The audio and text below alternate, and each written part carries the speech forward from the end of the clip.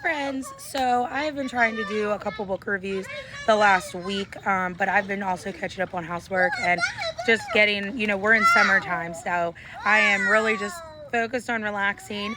And I wanted to come on though because I read two books in the last 2 weeks. And one of them I'm going to talk about today, and I wanted to share that with you. So the first book, I figured while I'm telling you about this book, I might as well do it poolside because it feels so good outside and this water feels amazing. So I figured I would talk about that. But anyways, so I just read a book. It's called Run, Darling. It is by Felicity Elaine. She is an author that I found last year, I think. And I started with one of her books. It's called the Withered Rose series. Withered Rose is the first book in the series. I read the whole series in like a week. It was so good. I'm sorry if you hear my kids splashing in the background. It was so good. And then I read Beautiful Lies, which is a book related to the Withered Rose series. And then she just released Run, Darling, which is another book that is also related to the Withered Rose series.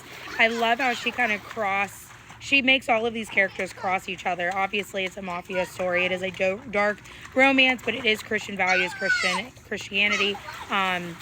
And you're not going to find any spice. You're not going to find anything sexual, except for the fact that it's done in marriage. Like, you're going to hear about that, but you're not going to hear explicit details about what they're doing in their marriage because they are married, and that's what married people do. But you're also not going to get cursing, but you are going to get that dark romance vibe. I love it. I literally eat her books up. I think she is a phenomenal writer. I think the way that she integrates Christianity into her books is 10 out of 10.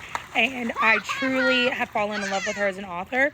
And anything she comes out with that is dark romance, I'm in it. Let me get it.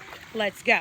So Run, Darling was no different. It's following a mafia princess and an Irish underboss. Now, I don't know if it's just because I don't know if I don't like redheads or what, or maybe it's because in the other books, like the people that she was taught, like the way she described the men, they were all dark and mysterious and they had this dark black hair, and I'm like, yes, girl. I don't know if that's maybe like just my vibe or what, but she threw me off with the redhead this time. I will say that.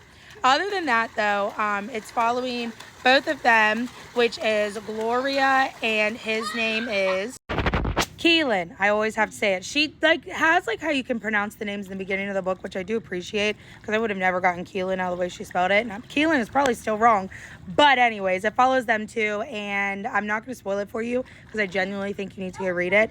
But I'm telling you, if you love dark romance but you're sick of the spice, go and read her books. Withered Rose, start with that. That way you can get the whole vibe of all 4 of these books. And then tell me how much you love them because they are that.